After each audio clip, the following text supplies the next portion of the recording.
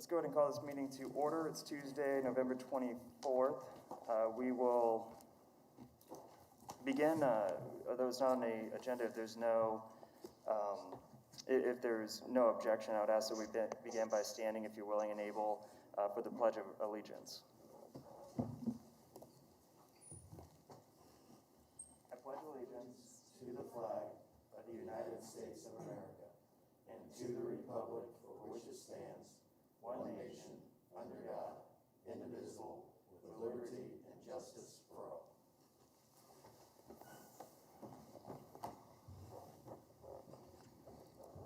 Thank you. We're going to approval of the minutes from November 10th, 2020. Has every member had a chance to review the minutes? So is there any discussion of the minutes? And if there is no discussion, I will make a motion that we accept the minutes as presented. Second. Motion has been made and seconded by Councilmember Fry. Clerk will open the roll. Members cast the votes.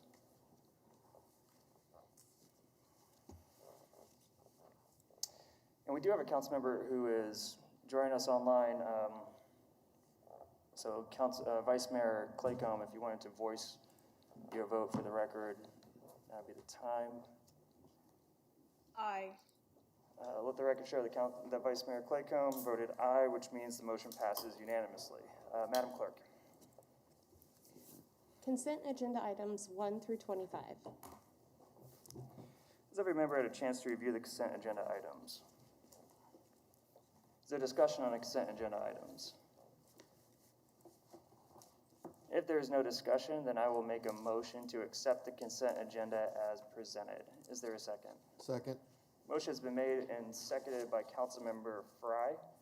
There's no discussion on a motion. Members will cast their vote as the clerk opens the roll, and we would request that the Vice Mayor cast her vote via voice.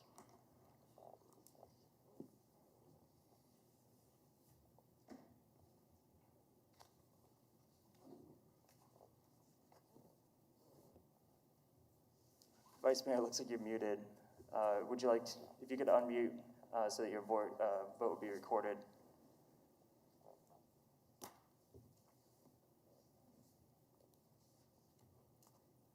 Are we having issues with, okay, I'm getting the 1 minute from Tyler.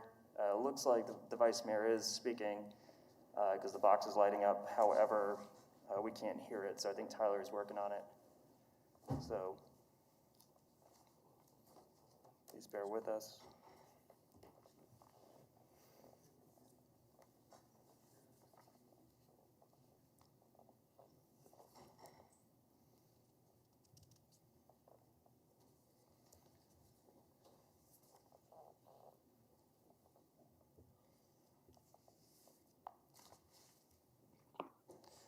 Vice Mayor, would you please confirm your vote, either yay or nay? Aye. All right. With that, let the record show the Vice Mayor has voted aye, and the motion does pass unanimously. Madam Clerk. Report of Board of Bids and Contracts dated November 23rd, 2020.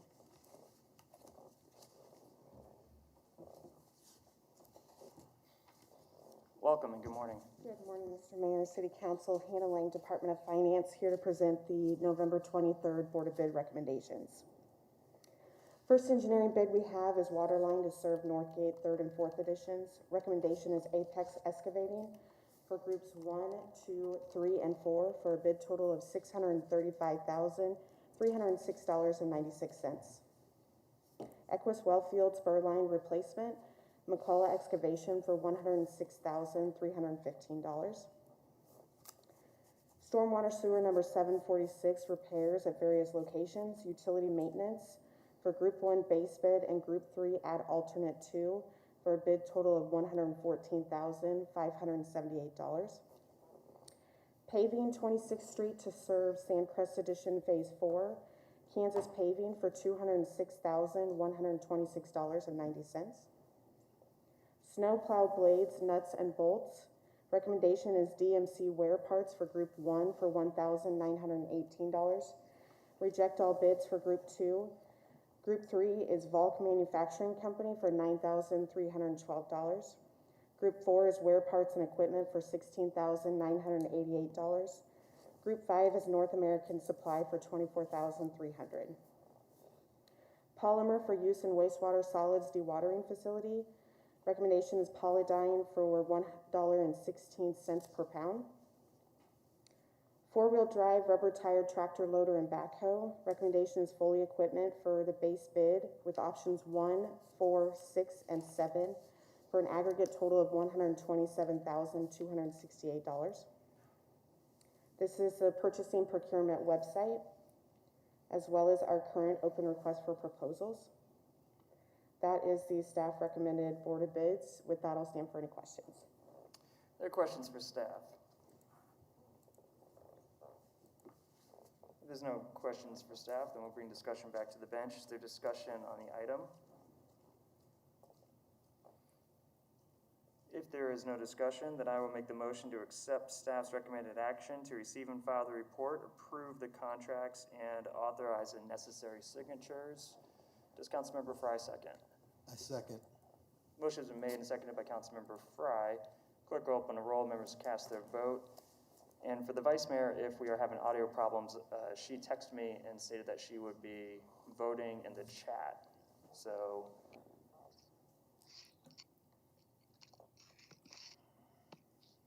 Vice Mayor, I think we can hear you. Are you a yea or a nay?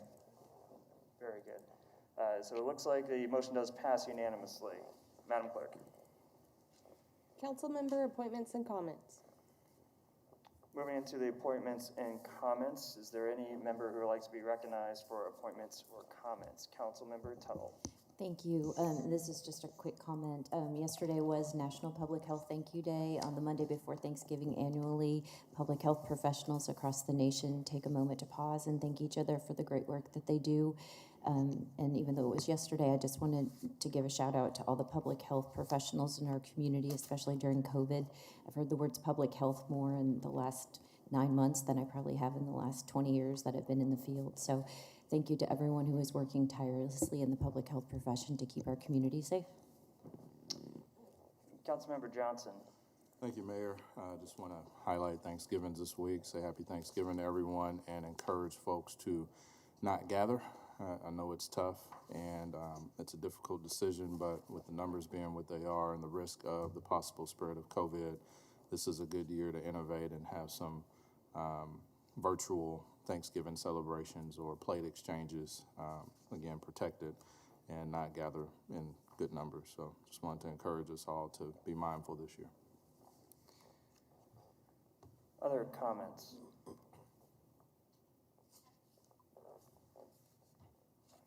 See none. With that, I will make a motion that we adjourn the meeting, and then we will be heading into our city council workshop.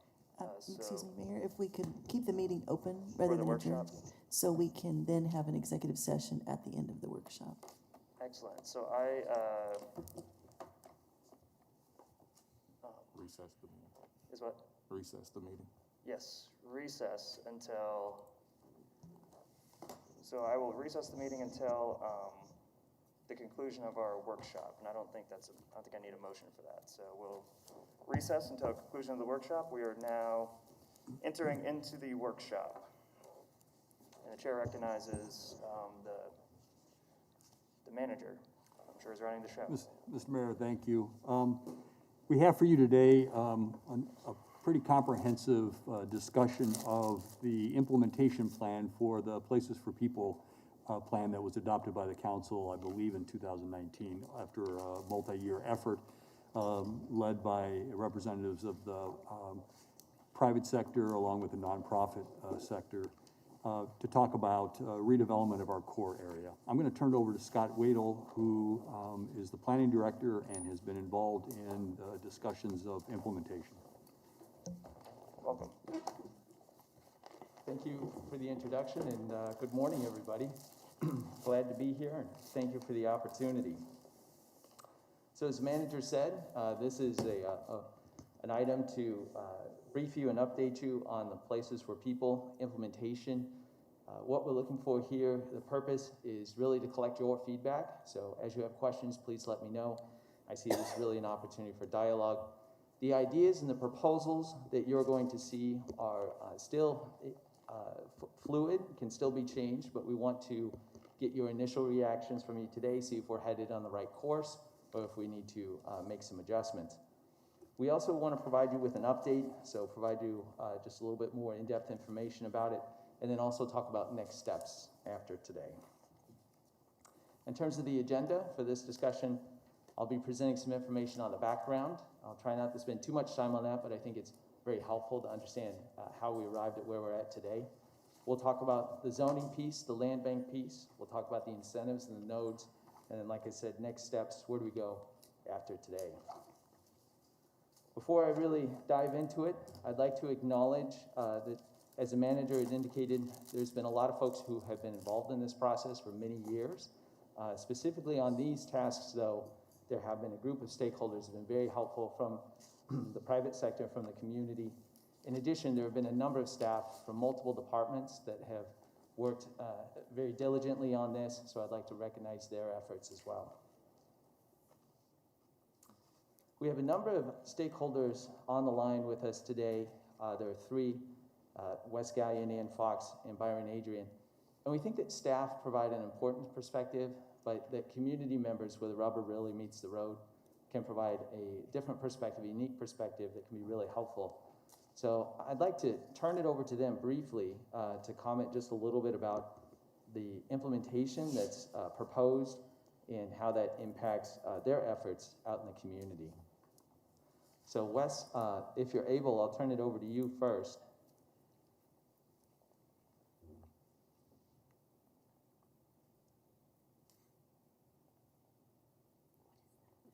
It looks like we're in a music. Can you hear me? Can you hear me now? Yes, we can hear you. Okay, let me thank you, first of all, Mr. Mayor, members of the council, for the opportunity to speak with you this morning.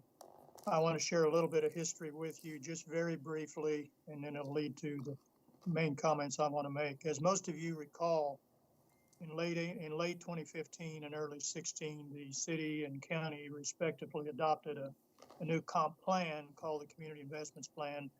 And the time period it was adopted for was from 2015 to 2035. That plan contained a new Wichita urban infill strategy intended to encourage population, employment growth, residential and commercial development, and reinvestment in the older, mature neighborhoods of Wichita. To that end, an urban infill advisory committee was created to provide neighborhood and community perspectives, feedback on the city's urban infill development efforts. And the advisory committee, as most of you know, was assisted by a technical group. And as of June 19, 2019, that plan has been adopted by the governing bodies. And I think it's fair to say the Wichita Urban Infill Advisory Committee had some influence on what was eventually put together after the work was pretty well commenced and what was adopted by both governing bodies. I think it's fair to say that we started, there was a large group of people, over 30, appointed to the Urban Infill Committee. You always wonder when you start those groups how many will be there when it ends. But to the credit of the group and to the credit of those of you who made those appointments, I think it's fair to say that it was a very, very diverse group, both in a variety of ways: knowledge, background, neighborhoods lived in, all that other, and a lot of other things. And they really came together at the beginning, and I think pretty well stayed hitched with a focus on what could be done for the benefit of the established central area primarily, which is what this relates to. So I want to thank all those individuals for their participation, the input, the criticism, and what have you that goes with these types of things. But I think in all sincerity, everybody really tried to work together to share what they thought mattered to them, their families, their neighbors, what have you, what could be done that made sense to be done, and what really need to work on as we move forward. Before I go any further, I want to say that housing is a critical component of the success of this initiative moving forward. Professionals that will follow me in just a little bit that have been at the forefront of trying to provide affordable shelter for people in this community have done a good job. but that job is never ending. And if we're going to achieve what we hope to achieve for the benefit of the community in short and particularly long term, we have to work together to do this. They're the nonprofit developers that you know and we'll hear from in a little bit. And one of the things that I'm pleased to tell you this morning is that we have had a growing number of people, our members in the private sector that are interested in infill development. And I think this plan, as it was recommended to you and as it's being discussed with you this morning, will go a long way toward encouraging those that have a sincere interest in redeveloping the core or the established central area, which is really bigger than the core. It's broader than that, in ways that will make a difference and bring more balance to the community going forward. So having said that, I think leadership of the council is key. The involvement of private sector nonprofits and private sector individuals and entities is key. And I think the council plays a very key role in advancing initiatives going forward and staying hitched, if you will, and exerting political will and showing political will at times that's absolutely necessary. And you might get into something that's not clearly understood by everybody to move it forward in a way that ultimately will have meaning and benefit the people of the community. So having said that, it was my honor to chair that committee. A number of us that were on it still talk about things. We have reviewed the People and Places document, are very supportive of it. And this morning we're going to ask you as we move forward in a few weeks to lend your support to it as well. So thank you for the opportunity to be here. And I will hang around in case there are any questions after Scott goes through his proposal, his presentation, which is very good, by the way. To answer any questions I can answer. Thank you.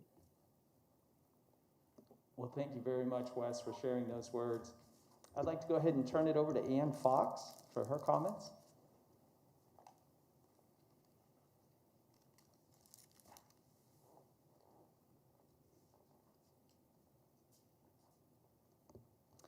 And Ann, you may be muted, so I'm not sure. Yep, thank you. It took me, I'm an old lady, and there are many kinds of meeting opportunities. Thank you, Mayor Whipple, council members, and our new planning director, Scott, for this opportunity. I was able to participate on the Places for People Committee, which started out being known as the Urban Infill Committee, and in reflecting in preparation for this meeting today, the question that keeps coming to my head is, how did our established central area get to the spot where it is today? And I hope as council members, as you listen to the implementation plan, that you'll really consider, how did we get to the place we are today? Because we didn't get there in an overnight. It's taken years for our established and central area to age, and it is aged. So I think it's going to take some considerable time to make progress, and this plan is a great start. And we appreciate that you have the political will to have this workshop today and consider these implementation concepts. The next point I'd like to make is nonprofits cannot fix the established central area alone. As an affordable housing provider, having focused for the last 5 or 6 years on the central area, we are really grateful for the HUD money that's channeled to us, but that's a finite pool of funds. There are great affordable housing partners out there. You're going to hear from Byron, who's another of them, but we need market rate builders to work beside us so that we can make more significant progress in this area and to meet the affordable housing need in Wichita. 1 in 9 people in Kansas, and I know that the Sedgwick County statistics are very close to this, 1 in 9 people in Kansas pay more than 50% of their income on housing. So affordable residential need is in a perfect storm right now, as our essential workers, who are often the lowest paid, need safe, affordable housing desperately. And I think our urban core has a great opportunity to provide that affordable housing component, along with what a younger generation desires, and that is to live in a place where there's no commute, and near to their workplaces in hospitality and healthcare, and the beautiful new office buildings that have been built in the downtown area. If we want to recruit and retain talent, they're going to maybe come to town to live in an apartment, but if they're going to put down their roots, they need that opportunity for single-family residential that's near their workplaces downtown. I would like to reflect that a forest is more sustainable than an orchard. Our established central area is actually the one place in Wichita where we have the opportunity for diverse living arrangements. If you travel down Waco or Fairview, north to south, more so Douglas east to west, perhaps, you will see single-family residential, you'll see multi-family residential, you'll see some neighborhood cafes and shops and bookstores, and this is the kind of place that our committee believes people want to live, where they can live, work, walk, and really create a neighborhood. Our suburban subdivisions are awesome, they're brand new, but they are very much economically they're the same. We have people who make the same income, who look the same, living in segregated communities in our outskirts. The urban core is where we can have rich diversity and I think create that forest that makes our downtown revitalized. And then finally, and the land bank, the zoning recommendations that you're going to hear, and the incentives that will come eventually so that market rate developers can work in this area. All those things are different strategies to help make progress possible. I would ask you finally to please stay the course. We have this fabulous downtown. And I recently was looking at the Chung report that reports that downtown revitalization in Wichita really got its traction in 2002 when public-private partnerships were created and the city gave some guidance and direction and support to making coordinated changes possible. And you've stuck with it, and look at the beautiful downtown we have. So let's create some residential and neighborhood commercial to support what's already good about our downtown area and maintain the existing infrastructure. Again, nonprofits can't do it alone. The coordinating factor that a city can bring is really important.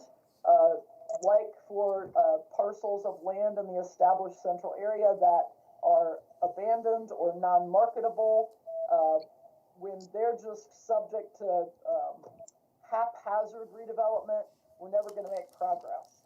This will take political will. I have no doubt there'll be pushback, but I believe this is a time for leadership and a time when all energies could come together for good to make Wichita the best place to live on earth.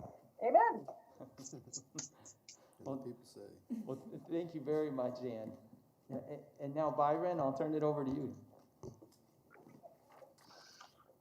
Thank you, Scott, and thank you, Mayor, council members, for giving me the opportunity to be part of the workshop here this morning.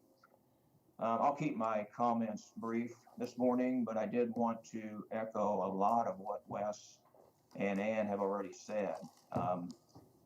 I was a part of the process for the People for Places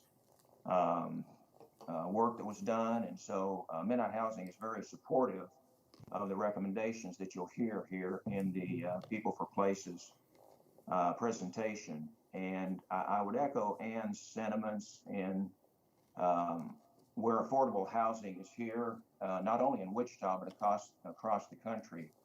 But with our experience here in Wichita, whether we're talking about dealing with the home repair activity that we do and have been involved with for a number of years, we get calls every day to meet that need. So there's a great need for helping folks in their own homes completing repair activity that they need, or whether we're talking about the development of new rental apartments.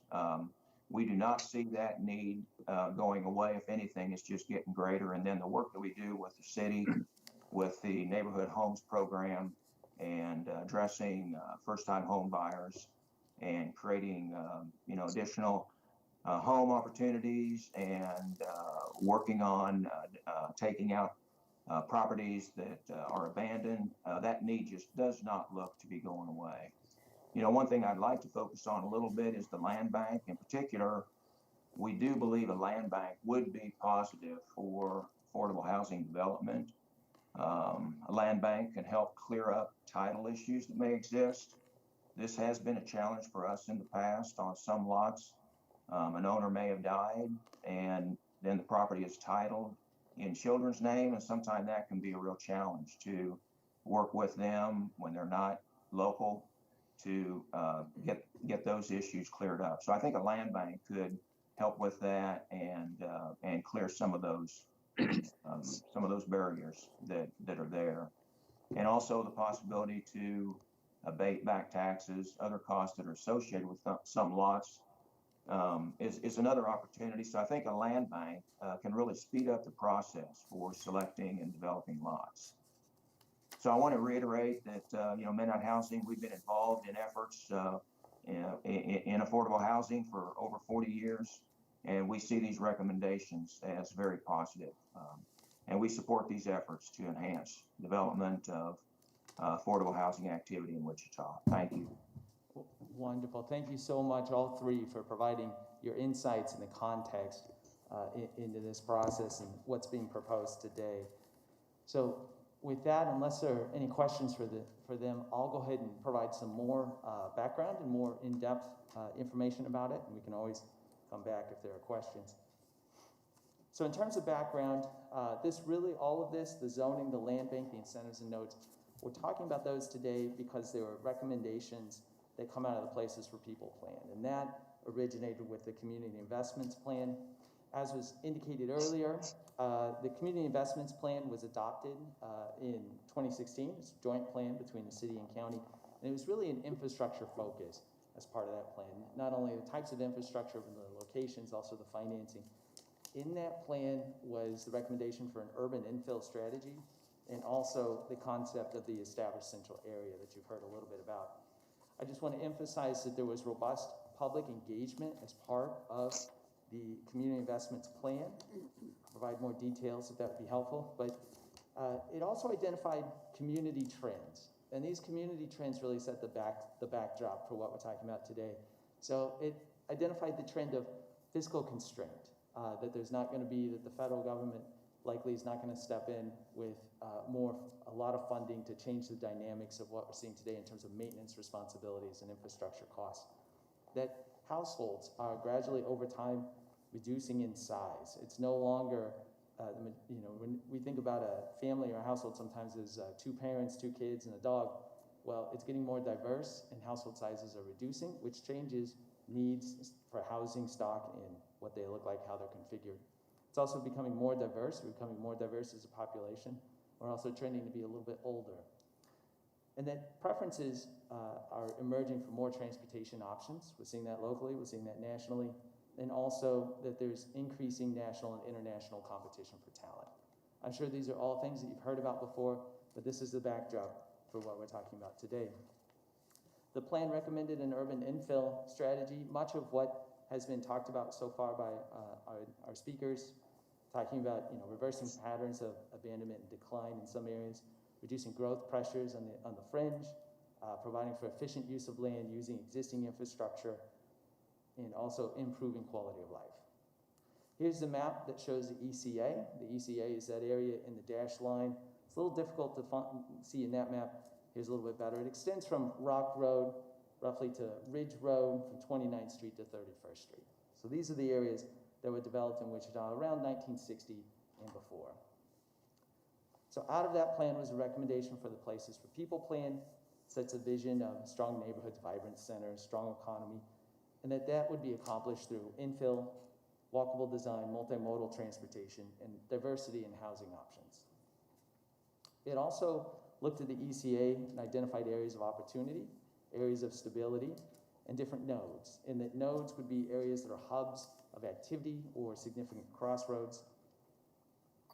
And this plan also had robust public engagement as part of the development process, the number of different meetings, surveys, etc. and that there are three significant recommendations that come out of this. There are many, but there are three that we're working on today: the zoning, the land bank, and the strategic investment strategy. So the first of which is the zoning. So why? Again, because zoning provides an opportunity to address the recommendations in the previous plans, enhancing walkability over time, increasing housing options and choices, and that there are physical differences simply in areas in the ECA that simply they could not be rebuilt the way that they are with our existing code. So our code actually makes them in some ways illegal.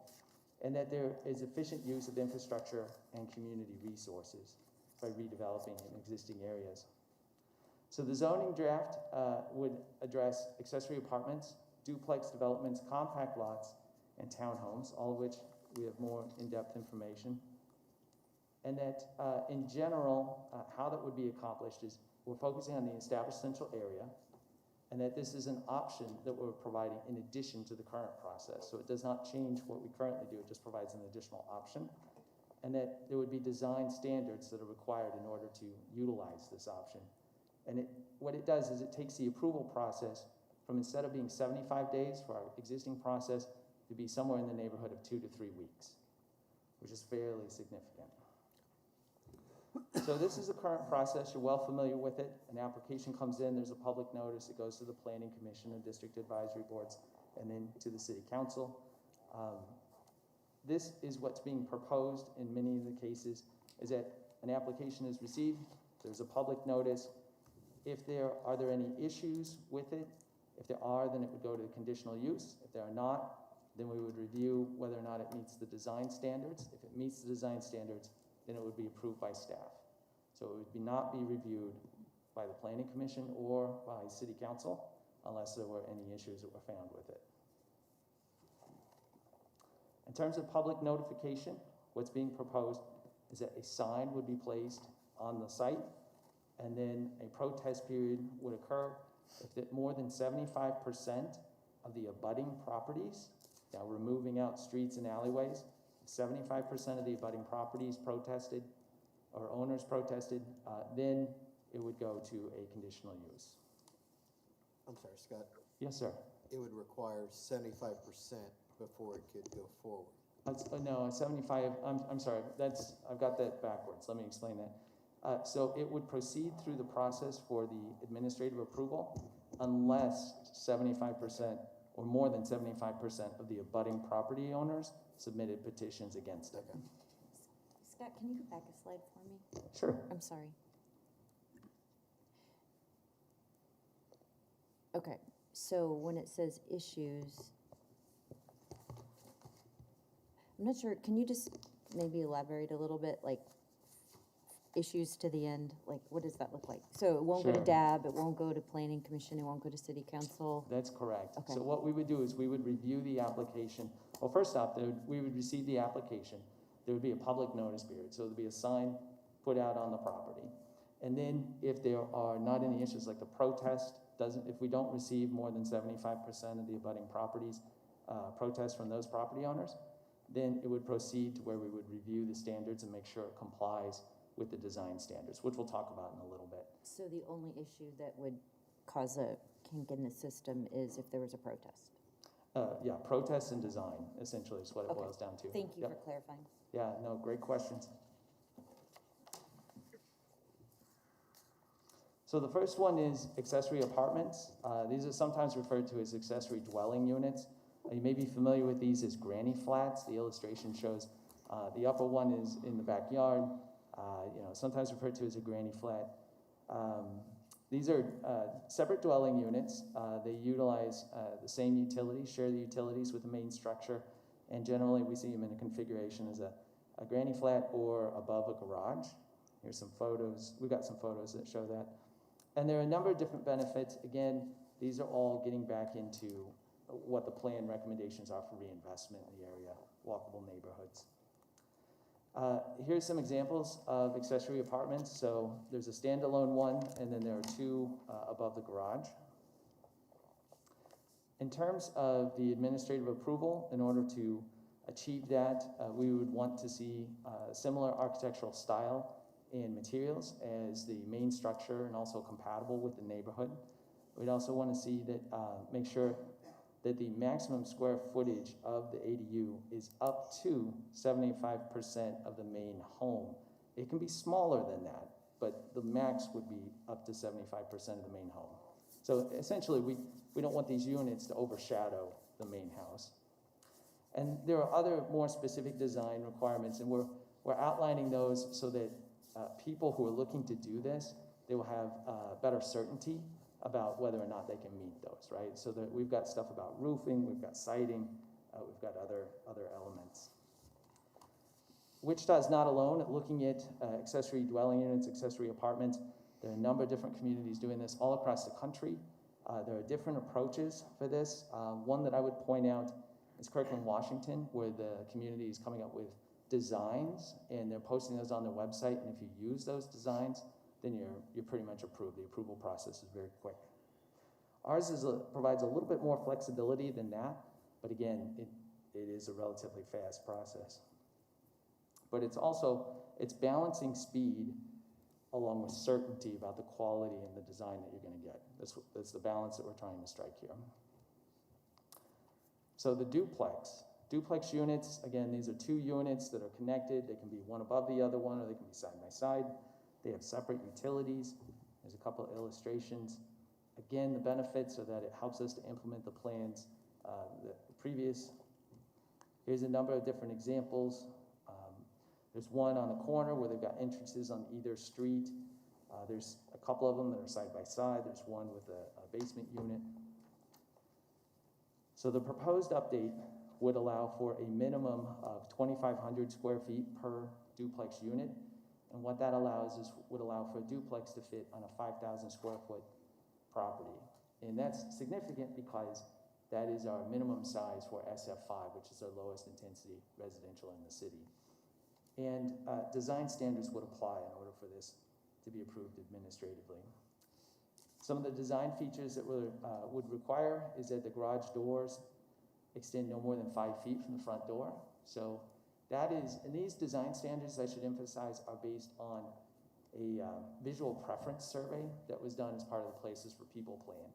And so what we're attempting to do here, again, is ensure that the design is sensitive to the context in which it's being placed in the ECA. So in this case, a lot of houses do not have the garages that extend very far in the front, so we're trying to respect that and make sure. Now, if you decided that you wanted to do a duplex and you wanted to have the garage extend further out, you would have the ability to apply through the regular zoning process and take it through that way. So it doesn't preclude that, it just provides an option for you to do it a little bit differently, a little bit faster, but with design constraints. And that garages would be no more than 50% the ground facade, so therefore we'd have windows, some doors, some other features. Corner lots would have entrances on opposite sides, that the front doors are prominent, and that there would be diversity if you're doing multiple units like this, that the designs would change every little bit. And then again, there are more specifics again with the roof, siding, and other features. Again, we're not alone in looking at this. There are a number of different communities all across the country, including a few states that have looked into this. So we've talked about ADUs and accessory apartments. We've talked about duplexes. The next one then is compact lots. And compact lots are lots that are less than 5,000 square feet. And again, that's important because right now, under our code, you would have difficulty constructing anything on these lots because they don't meet our minimum size standards. So what this does is this will allow you to develop a single family house there. We'll talk more about that, but typically these are 5,000 square feet and less than 50 feet wide in front. Yes, sir. Scott, do we have any idea how many compact lots we have in the established central neighborhood? We are currently doing that research. I just asked for that map earlier. We know that it's, I wouldn't say it's a fair amount. I wouldn't say that it's an overwhelming amount, but we do know that they're out there, and we'll get that map to you. Along those lines, how many of those are owned by the city of Wichita? I'll follow up once we get that map. I'll follow up with that. Thank you.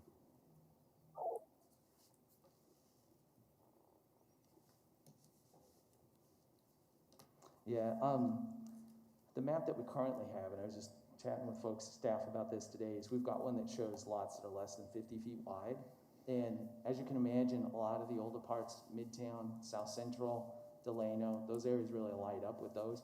Now, are they less than 5,000 square feet? That'll be the next level. Yep. So compact lots, again, just like the other ones, allows for diversity of housing stock, uses existing infrastructure, promotes walkable neighborhoods. With this one, the design standards, it would be fairly minimal. We want to see allow for creativity because these are single family houses.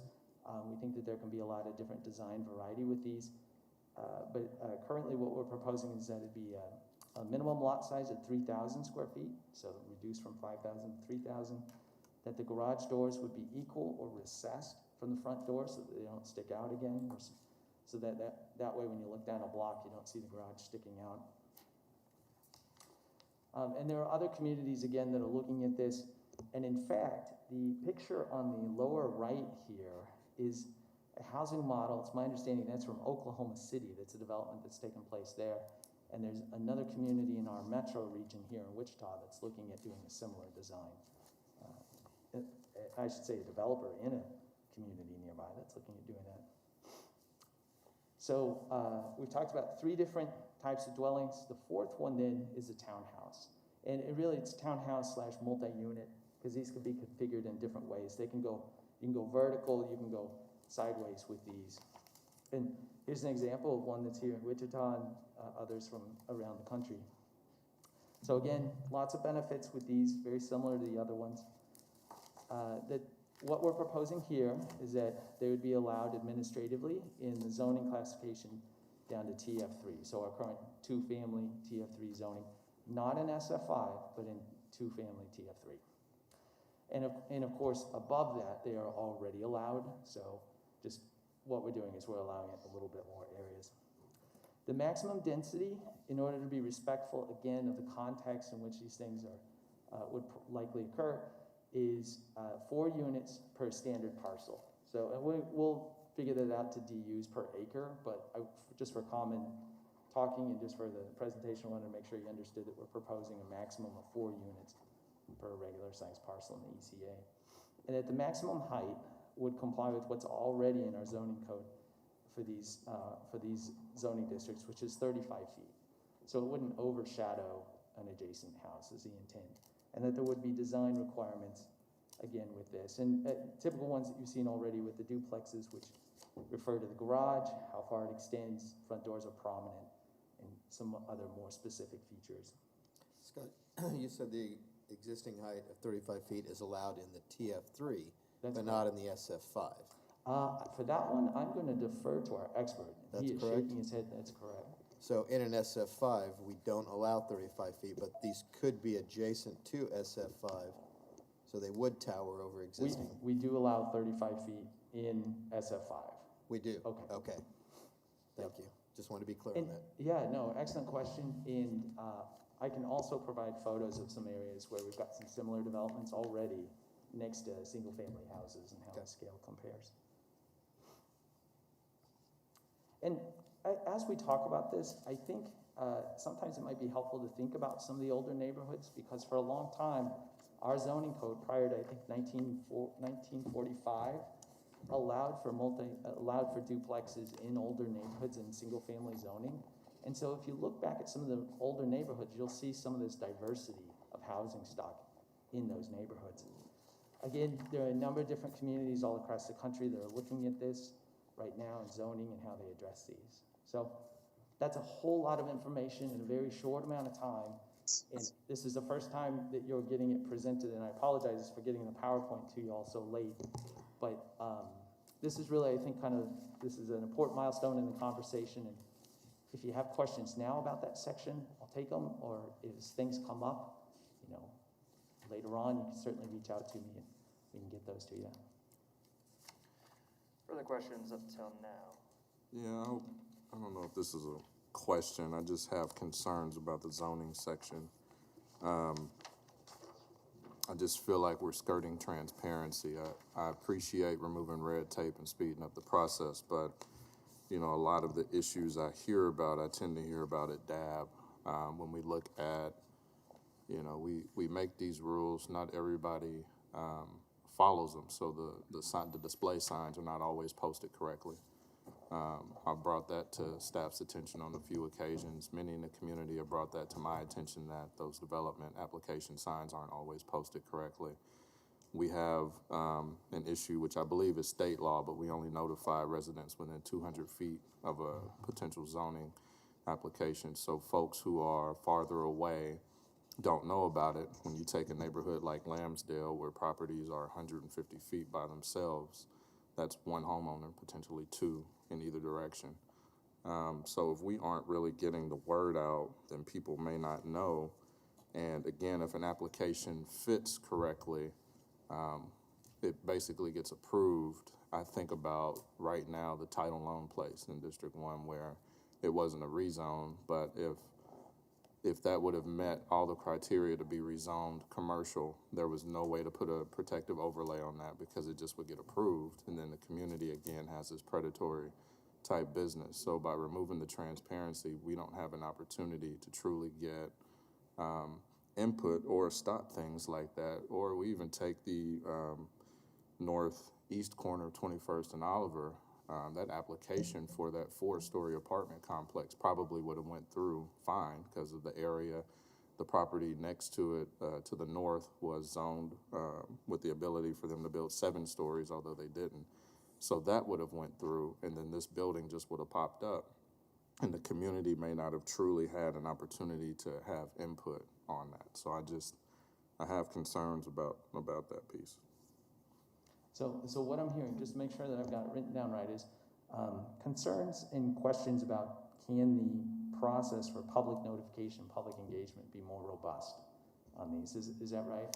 Yeah, that slide just seemed to skip all of the typical checks and balance for the neighborhood. And again, I know it's to help improve and speed up development, which I'm supportive of, but I want to make sure that neighborhoods know what's coming. I think we all want to know what's going to be down the street from us or next door to us. Mm-hmm. Okay.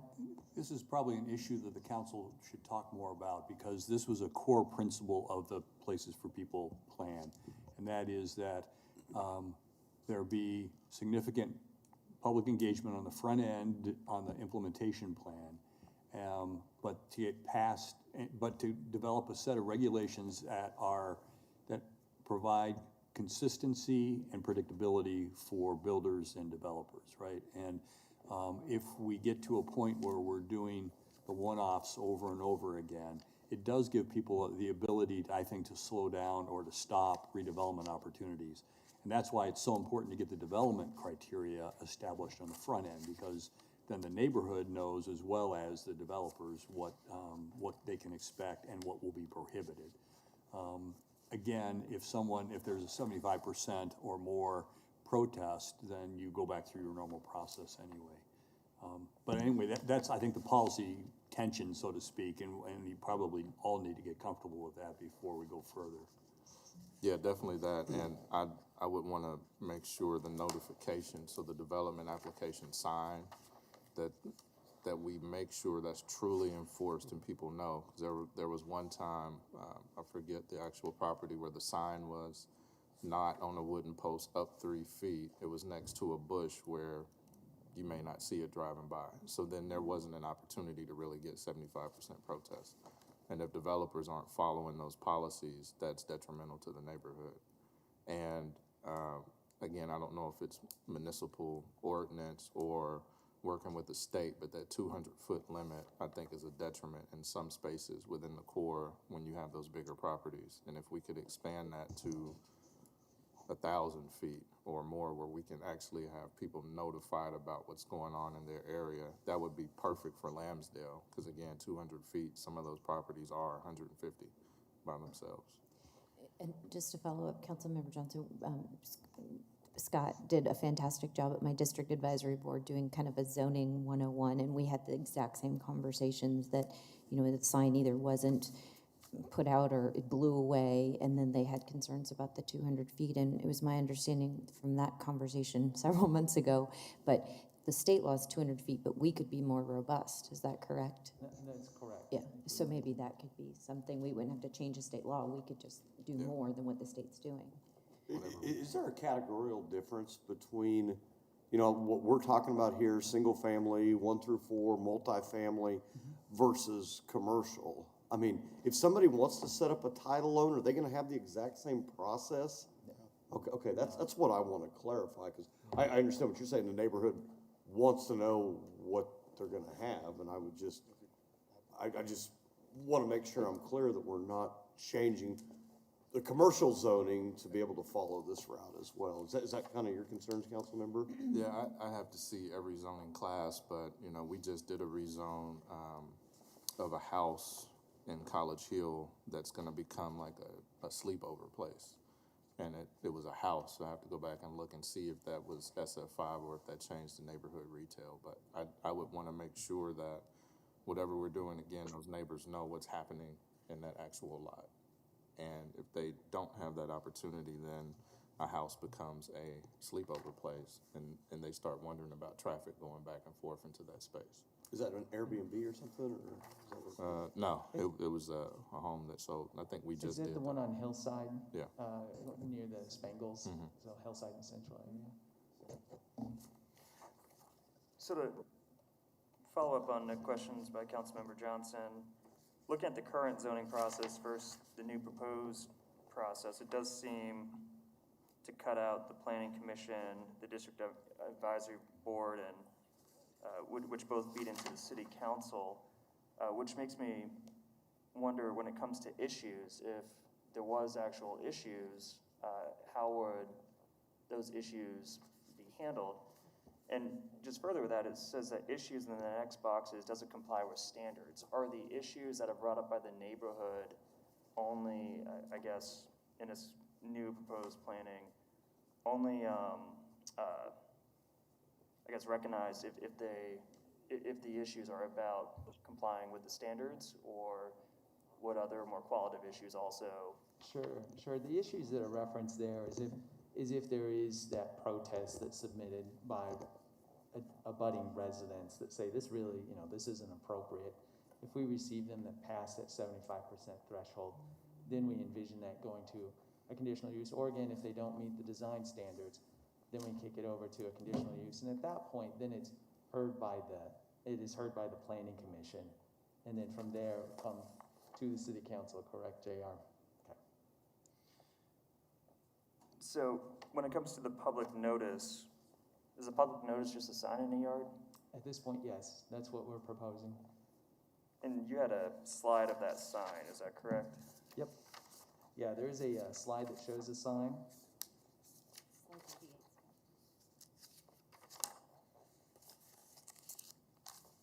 Here we go.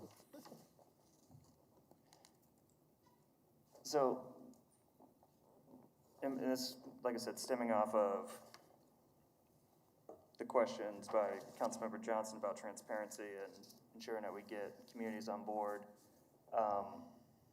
There's really not much information on that sign that says what the process is for, I guess, bringing up issues for protesting. I think that if we're somewhat changing the current process, where you can't just show up to a DAB board meeting, or, if the current process is going to be altered, I would suggest that we have a sign that at least has a website where people can look up to see what the new process is, because that's the sign right there doesn't quite say that, 75% of people, if they want to protest this, they can, and this is the process. That's one of my concerns, is if we're going to change the process that essentially cuts out a couple of meetings, and essentially the electeds, then we should be pretty clear about the new process in case there's people who want to push back or at least give more information. Okay, and I've got some notes here then. What I'm hearing is that the signage should be more robust. It should provide information about the process, and at least at a minimum a website, so that people can be more knowledgeable about the process and have those opportunities. Yeah, yes, I think that would be a good start. I think that, and also notification. If notification is just the sign, I think we should be putting more Okay. behind that. Yeah, we'll certainly look into that. I don't know if Wes Gallion is still on the line, but Wes may want to talk about this too, because this was, as I said, this has been more than just a staff discussion. This has involved the stakeholders, and it was more than just the implementation teams. It goes back to the adoption of the Places for People plan, and this whole idea of development by right and the predictability was something that the private folks and the nonprofits spent a lot of time outlining for us. I don't think this came up necessarily originally as a staff recommendation. I think we incorporated their concerns and the work of the consultant into the plan. Wes, are you on? Do you want to comment regarding the work of the committee and their thoughts? Yeah, Bob, can you hear me? Yes. Yeah, I would like to comment on that, and let me go back to the comments you made just a little bit ago. I think one thing that needs to be looked at here is nobody's trying to push anything over on anybody. And I'm not suggesting you guys are suggesting that, but I think some feel that might be the case.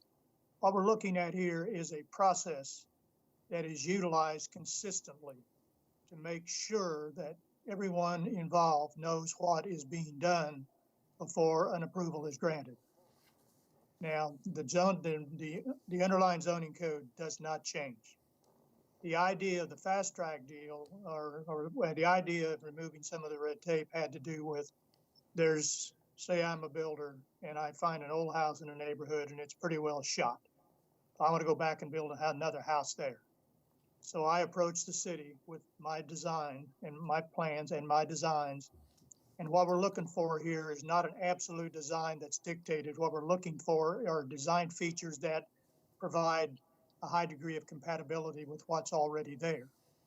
And if we meet those guidelines, then we can we can go pull up a building permit and build it. And we get all the inspections and everything else that normally take place while the homes are being built. That's one step. I mean, that's one thing that can happen pretty frequently, we hope, more so than it is now.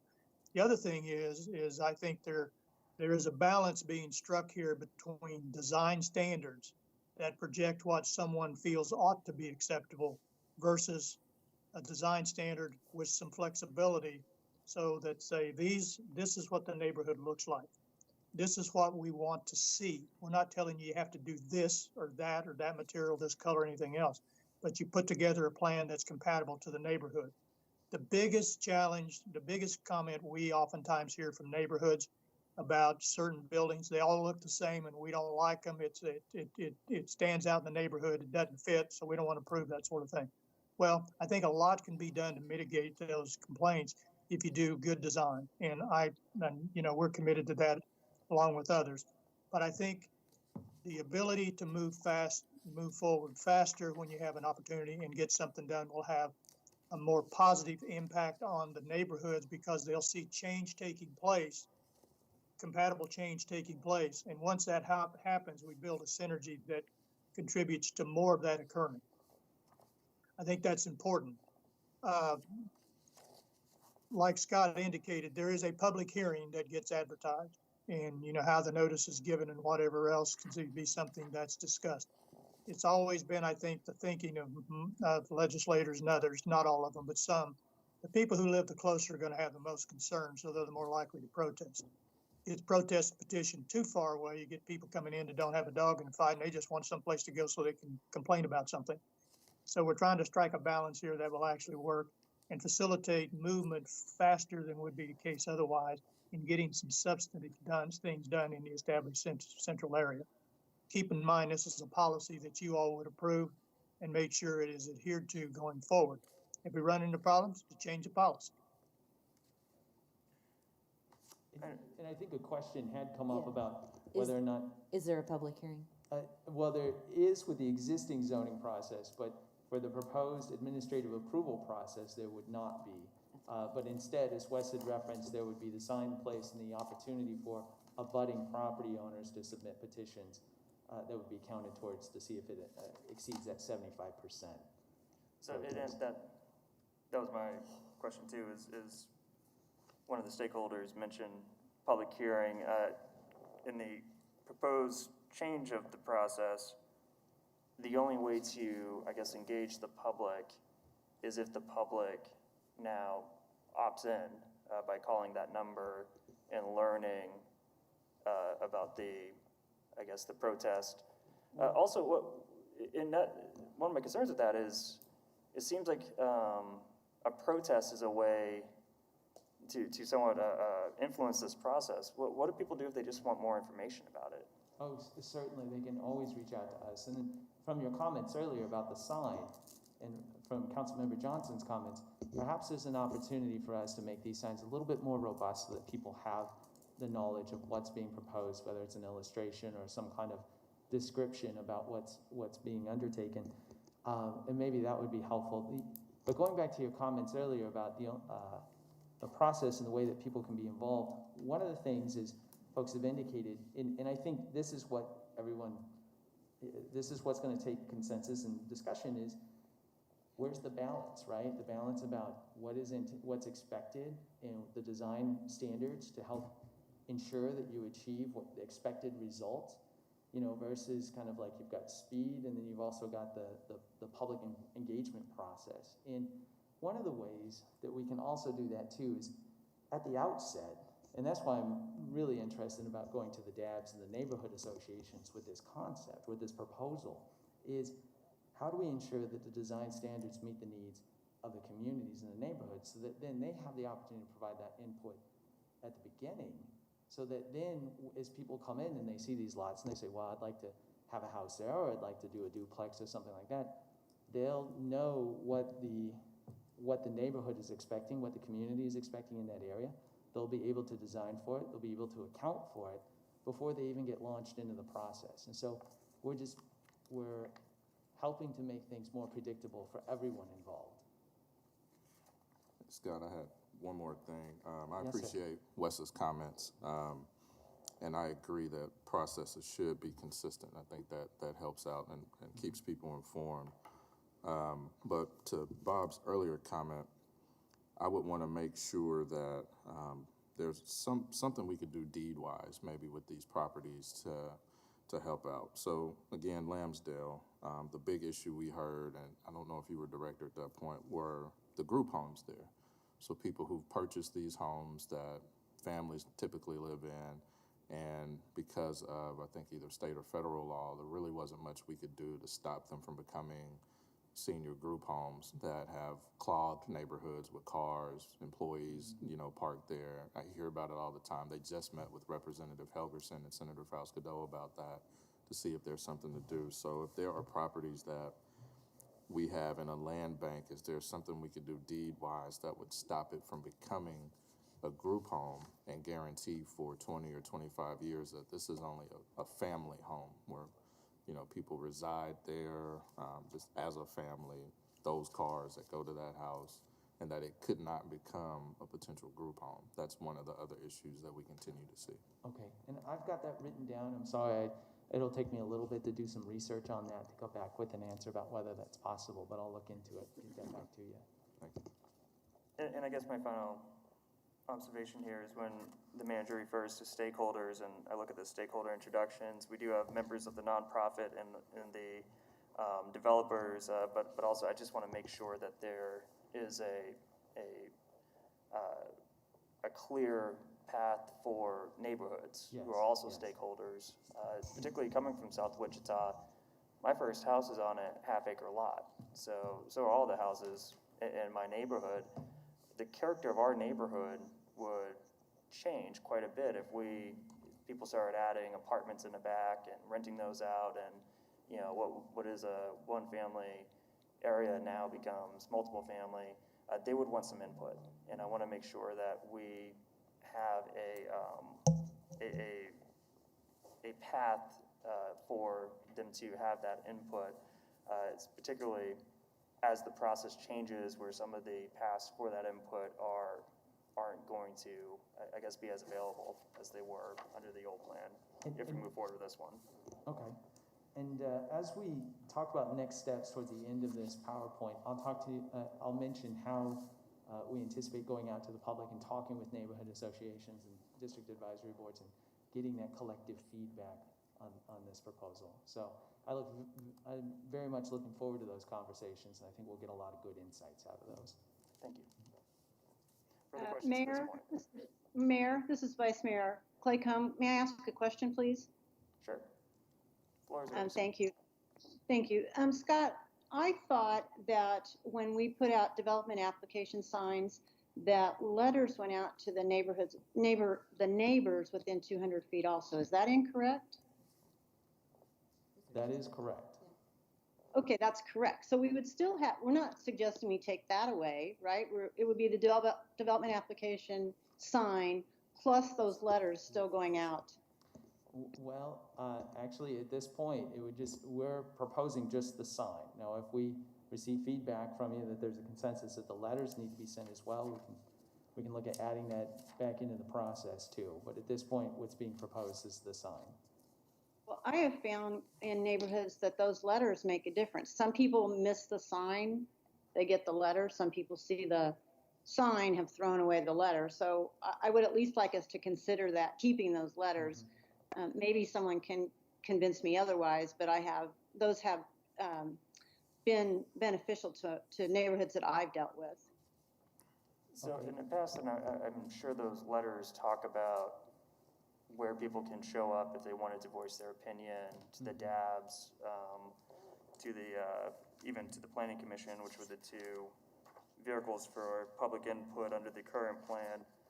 If moving forward with this, would there be information in those letters that would have a public meeting of some type where people could, I guess, learn the full details of this before they decide to protest or accept it?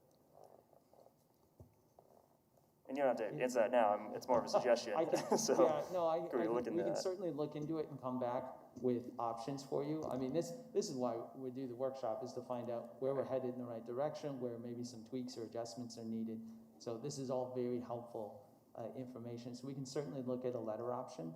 Things that we'll have to look at is, how far, how wide, exactly what information are we communicating, and we can certainly look into that and come back to y'all with that option. So I support that as well. I know that my suggestion would cost us more money though, because I still would like to see that go out potentially 1,000 feet, not 200.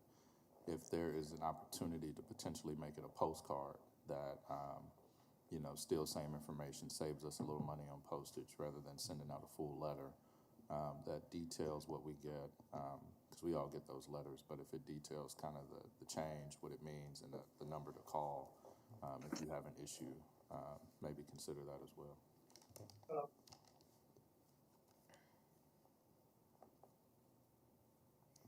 Further discussions before we get to, I believe, part 3 of the presentation. Sorry for slowing us down. What was that? Sorry for slowing us down. No, you're doing your job. Thank you for that. Moving on to section 3, land bank. All right. So land bank, just so that we're all on the same platform here, land bank is what is defined as, it's a government entity focused on conversion of land for productive use, right? And there are reasons why land isn't in productive use. Maybe it's vacant or abandoned, there's tax delinquency issues that are preventing property from being utilized in a better fashion. Here's a graphic from, I believe it's from the state of New York. It talks about, it becomes vacant or distressed, and the land bank takes the property. They work with partnerships to rehabilitate the property, or else they make this site, they clear the site and make it available for productive use, right? So here's an example. Ann, thank you so much for letting me use this. This is from Habitat for Humanity. It's just an example of what happens here in Wichita. There's a site, it was vacant, and I believe this is after many, many hours of volunteers and folks going out and cleaning up the lot that it looks like it does on the left, and later on, houses are developed on the same property. So the land bank, there's a packet that contains a table, a matrix, and we looked at 9 different communities. We looked at the land banks that existed in those communities. We looked at the organization, how is it organized, and how does it operate? And that's what those tables contain. In general, there was alignment between these 9 organizations that their board members are appointed by elected officials, that they participate in in-house rehab, or they have strong partnerships to accomplish that, and that they generally have a focus on revitalization, affordable housing, in home ownership. We also saw that there that they operate generally the same in that for funding, they require a subsidy for their operations, and that their staffing varied quite significantly. And I think that this really has to do with the scale of their operations, varying from 1 to 7 full-time employees. In terms of what's proposed here in Wichita, the land bank really, I'll jump to the last bullet on here. The land bank, a huge advantage of a land bank is that it's an organization that's focused solely on revitalization, getting properties back into productive use. It has the ability to abate special assessments and back taxes, actually to request that be done, and recommend. And it manages and maintains properties, and it can sort through ownership and title issues, which are some issues that can hold up properties from being back in productive use. We've developed a number of different documents for this. The land bank team has, including community stakeholders and staff, a draft mission statement, which is included in the packet, a draft ordinance, creating it, draft bylaws, a draft summary of the policies and procedures, and an FAQ. We'll go through a little bit more about each of those. So the mission statement is that it would promote the revitalization of neighborhoods consistent with the Places for People plan through the management and transfer of properties that are deemed underutilized. The ordinance would again create the land bank. It would establish also a board of trustees, 7 members, 1 appointed by each of you. It would allow for advisory committees, and that the geography in which it would be focused would be the established central area, but it would still have the opportunity to to undertake projects outside of the ECA if they're underutilized, distressed properties. One thing that I'll point out here is that there was quite a bit of discussion on the land bank team about the composition of the board of trustees, and the factors that we're looking at was the neighborhoods in which it'll be operating and representation of those neighborhoods, and expertise from getting properties back into productive use. And so I think that they met in the middle, which is to allow, to propose that the council members appoint the membership, and then also allow for advisory committees based on, it could be a neighborhood advisory committee, could be maybe a different type of housing or something specific like that you're having an advisory committee over. Scott, Yes, sir. is there a definition for the underutilized distressed properties outside the established central core? Is that defined in the ordinance draft? It is not specifically defined, no, sir.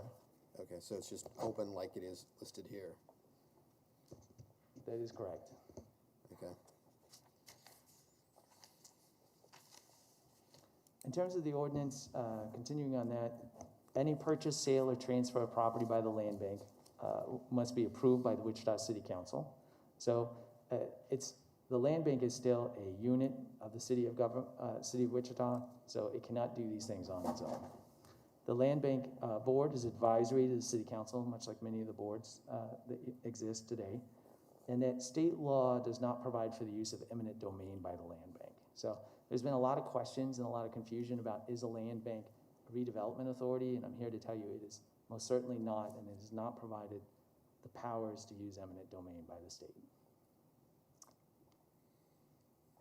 In terms of policies and procedures, we've got a summary document on this. Again, the focus is on the established central area. The priorities are affordable housing and neighborhood revitalization. And in order to accomplish neighborhood revitalization, a land bank will contribute to housing, retail, and commercial, and open space. The land bank will also be focused on quick property transitions. We don't see the land bank as being like some of the others that we looked at where they have hundreds and thousands of properties. We really see the land bank here as being streamlined with limited capacity for maintaining and carrying properties, so it's got to get properties in and get them out. That it would be targeted and strategic because of that, and that there would be an application process for any property sale or transfer. And this was important to the team because what it does is that a proposal may come forward that maybe does not provide the greatest sale price, but proposes a project or a development that contributes greatly to the community, and that outweighs any monetary compensation that would come from that. And then, Scott, yes, sir. Are you anticipating a different application process than now for remnant property that the city holds? Would it be similar to what we do now That is currently? a great question. I think we'll have to look at that more in depth. Okay.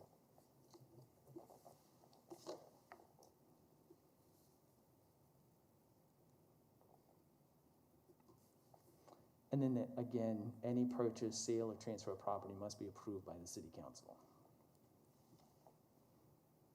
In terms of the FAQ, I'm not going to go through all the questions, but we put one together. We'll be putting all these materials on the website, but we expect that that one will help answer, just answer questions that generally come up. We'll be adding to it over time.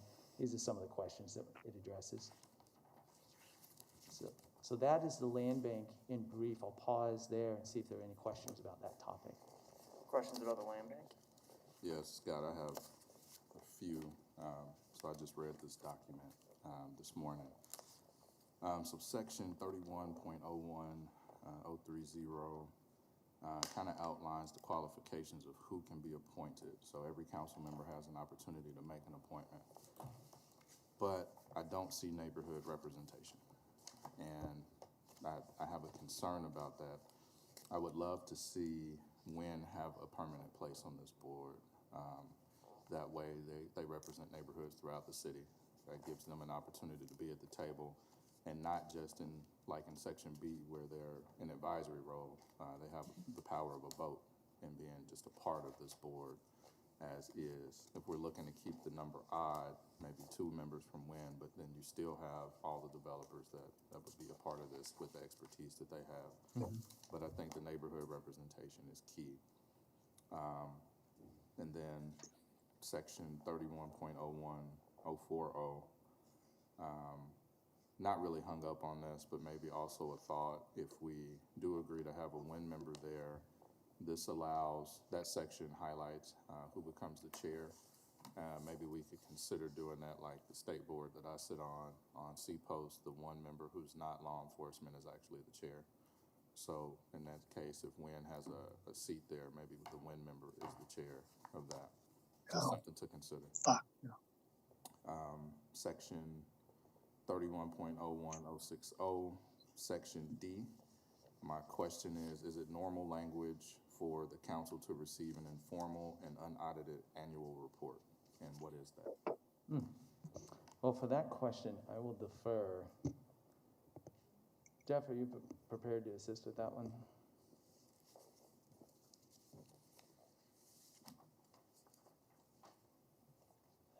Mr. Mayor, Council, Jeff Anzant, City Law Department. Excuse me, we've worked this out with our finance department, and instead of there being the autonomy of the land bank in charge of all the money, it's going to be coordinated. All the funds are going to be held by the city and monitored that way. So when the city gets audited, this will be audited as well. Okay, that makes sense. Some land banks are set up where they have total control over the finances, and they are obligated to follow some very difficult investment policies for a municipality, and that just seemed a bit too much, and we didn't want to lose that control. So it would be audited through the city's process, but you'll be getting, monthly, or at least annual updates as to the ins and outs of the funds.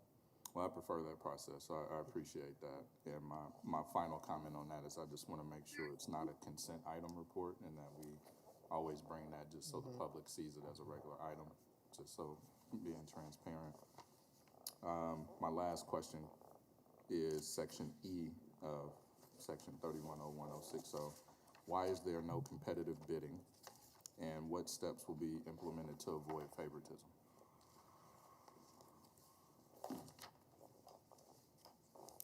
Again, Jeff Anzant.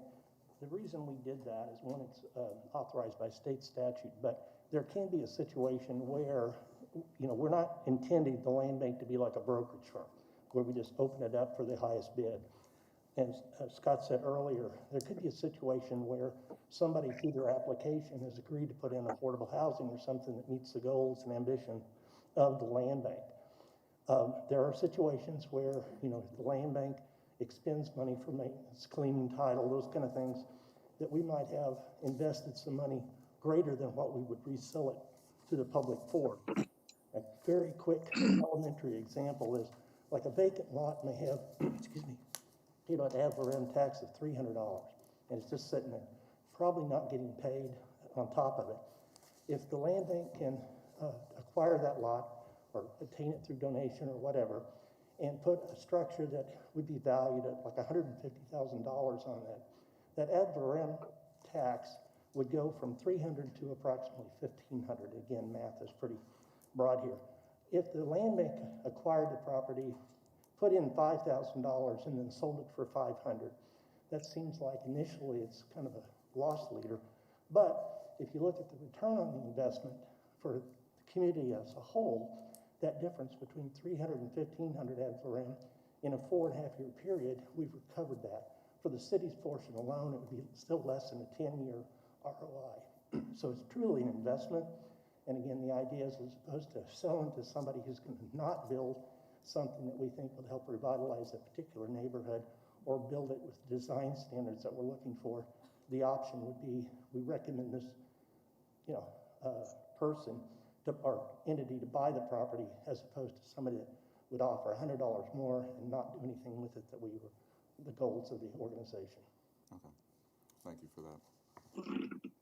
Just adding to my first question, I forgot to say this. Another reason I thought Wynn should have a permanent seat, we had a pretty lengthy discussion with members of Wynn about accessory dwelling units. And I didn't fully get that until I was walking around the Linwood neighborhood a few weeks ago and saw so many of them.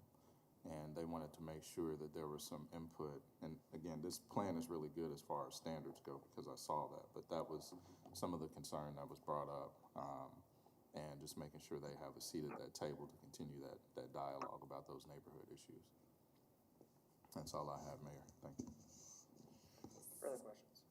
I have just a quick question from the document that we received, and it's in the frequently asked questions. It's on page 2, but it talks about how the land bank will function, and the last sentence, the land bank may have a dedicated land bank manager or assisted by a group of city, county staff to support the board of trustees in the operation of the land bank. So, and I don't want to get too far in the weeds, I'm just curious, is that a new position that we would hire, or is it, I can't imagine any of our staff have the ability to absorb additional work regarding this. I'm just kind of curious of the logistics of that. Sure. And we do not have those, we don't have those details ironed out, so Okay. it's. Because there'd be financial considerations to take into account as well. Exactly. And we're in a hiring freeze, so I'm Yes. just kind of thinking ahead. Like I said, I don't want to get too far in the weeds yet, but just some questions to think about. Yeah, and I think that's related also to the funding, so staffing and funding, because we know that there will have, land banks require a subsidy to operate, and so both of those are two things that are still outstanding. Now, there have been some discussions about the funding, and that came up with the CID origination fee in some of your prior workshops, so there's still some details to be worked through. Okay, thank you.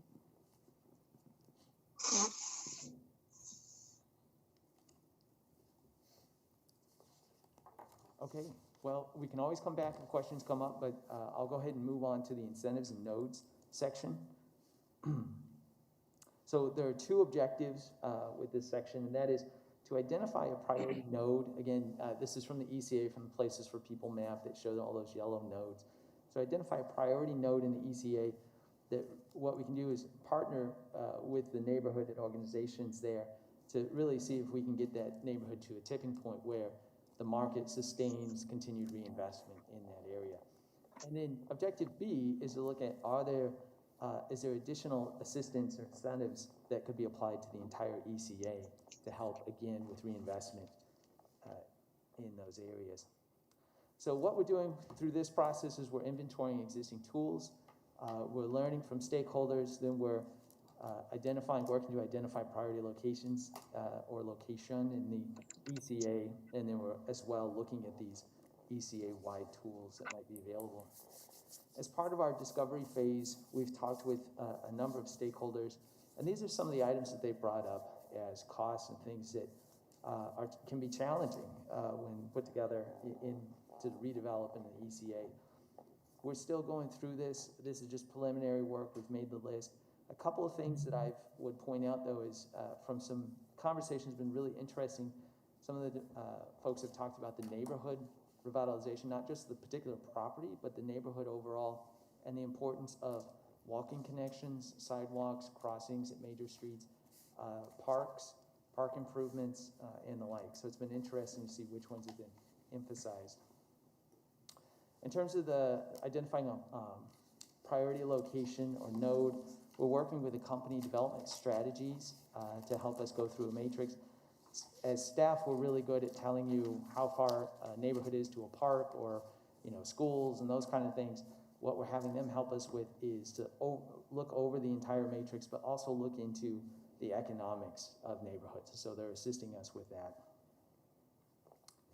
And so we're also working with them, we hope to be working with them to look at the ECA-wide incentives that may also apply. So we'll come back with more information. We've done a lot more work on the zoning in the land bank to date.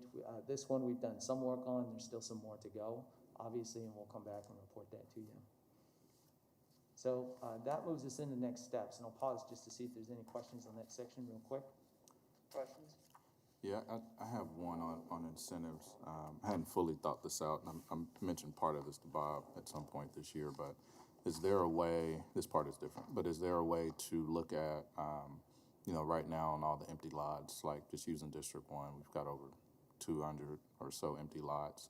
Is there a way to use potential, I guess, increased tax from those lots when homes are built? So, if you're making $10 right now and then we start collecting $1,000 off of that to maybe take care of some of those issues, the sidewalks, stuff like that, and put in more infrastructure to improve a neighborhood, or is that kind of out of bounds legally to do? I'll tell you that I can look into that. I don't have an answer for that one today, but I can get back to you with that one. I wanted to echo the council members' comments because I've been thinking the same thing as we've had this discussion on the Riverside area in Vice Mayor Claycomb's district, and we see that we're potentially going to exercise tax increment financing. So then I start to think about the discussions myself and the mayor have had, or the manager have had, and we have all this aging infrastructure throughout the city, and these inner cores, the streets are shot, the sidewalks are shot, the water shot, the sewer lines are shot. And I'd like to look, is there an opportunity to put in some tax increment financing to help upgrade some of those areas and keep the investment in the neighborhood? Yeah, that'd be great. Okay, I'm making notes to get back to y'all on that. Thank you. Okay, well, I'll go ahead and move on to next steps. We can always come back again if there are questions. So next steps. So we're going to look at robust public engagement. We'll talk about it in general, then we'll talk about the 3 different processes that we have. In general, of course, we're going to post information on the website. We'll put the information from the packet out there. We'll share the PowerPoint, and we'll continue to add to it over time so that people can check that out on there. Speaker series, we're going to be available for anyone, any organization that wants to have us come and present or share information about it, because we really are looking forward to those interactions about, did we get this right? What's your feedback? What are your thoughts?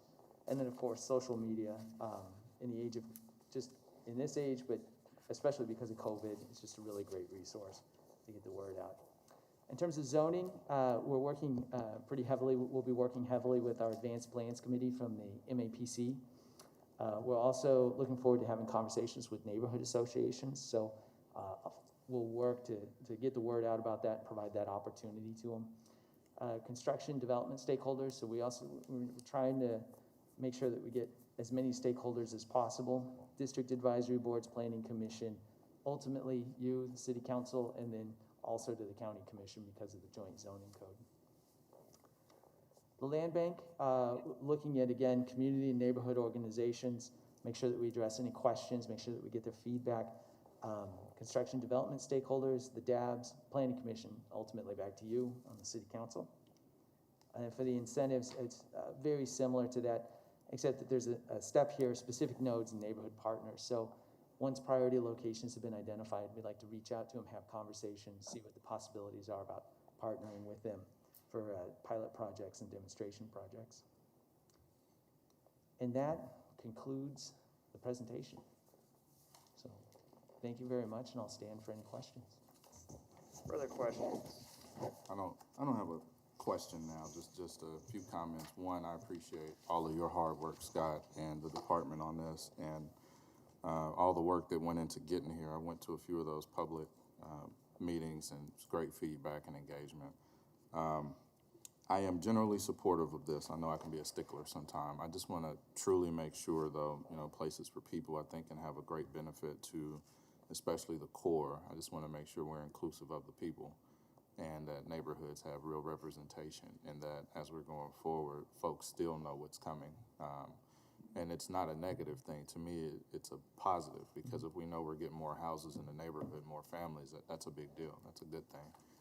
We've seen that in the Rock the Block area in District 1. So those are my real concerns, is just making sure that we have the neighborhood engagement. And then our last conversation with Councilmember Blueball's, if we can use potential new taxes to invest back into the community, that begins to solve some of the issues. We've been talking about sidewalks for quite a while in a lot of areas. So, that and new streets and some of the curbs that have been damaged, all of those are great things, and I'd love to see a way to be able to do that. But overall, this, to me, is a really good plan and necessary, especially with all the vacant lots and blighted spaces that we have. I've appreciated all the work you guys have put into this. This is a major issue for Wichita. Right now, if you look at our local South Central Kansas multiple list, we're at record low inventory. There's really not a lot of property out there to sell, and I think we have to increase inventory, and we have to increase inventory that's affordable for everyone. If you look at the median price of a house is exceeding $200,000 right now. A lot of people don't have $200,000 investment that they can make for their first home. So we have to have products products for people to purchase. I'm a big believer in real estate. I believe that the real estate you own is and most oftentimes you're going to have the most investment in real estate as you do anything else in your portfolio, and I think everyone needs to have an opportunity to own real estate. Further comments? Mayor, Back to the manager. just a couple of comments. First of all, I want to thank Mary Hunt, who's been the staff person who's driven the process to help coordinate, take a lot of disparate comments and thoughts and pull them together. And she's the one that's also supplying the monthly reports and updates for you. So thank her for that. I also hope that this presentation gave you an idea of the creativity that could be unleashed for housing in the central area. There's some pictures of some really attractive housing, and also small houses on small lots that still would be great and really beneficial to neighborhoods. And so I hope that as we go through this process, we think about the ability to kind of unleash the creativity of the private sector and builders and developers, and allow them to thrive in these areas, and it'll be mutually beneficial, obviously to the home buyer, but also the neighborhoods. So I'm excited about the next steps, and if the council's okay, we're going to start the engagement process on zoning and land bank, so we can get those documents through an engagement process to finally get adoption for you, and then we'll be refining the incentive piece.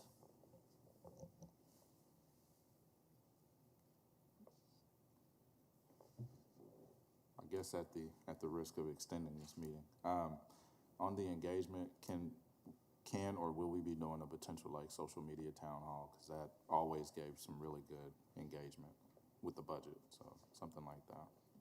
Yeah, we can certainly add that in, absolutely. Further discussion? See none, I believe that concludes our workshop. That's correct. When I return from recess officially from our city council meeting, at which I will make a motion to go into executive session. I move that the city council recess into executive session for 15 minutes to receive information on an offer of settlement pursuant to KSA 754319B2 for legal consultation with the city attorney, which would be deemed privileged in the attorney-client relationship. pending litigation, legal advice. The executive session is required to protect attorney-client privilege and the public interest. We will start this at 11:10, and the meeting will conclude at 11:25, in which we will reconvene back in the chamber. Thank you. Second. Oh, motion has been made. Is there a second? Second by Councilmember Fry. All in favor of said motion, please respond by saying aye. Aye. Aye. All opposed, same sign. Let the record show that the motion passes unanimously. 5 minutes. Wow, that got too quick.